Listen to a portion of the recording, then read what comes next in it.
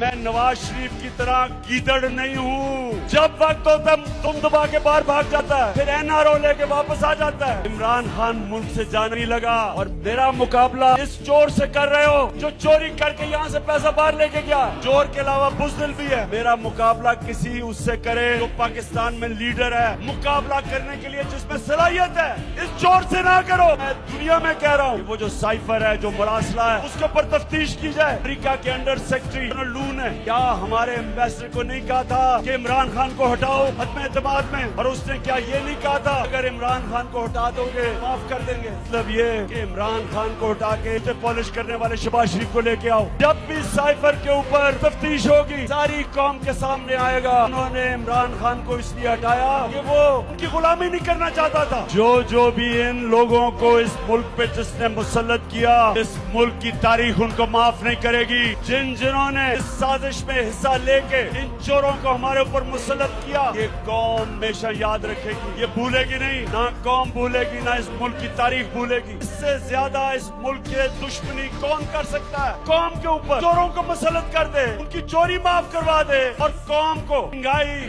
بے روزگاری کی دلدل میں گھسیڑ دے، یہ قوم نہیں بھولے گی۔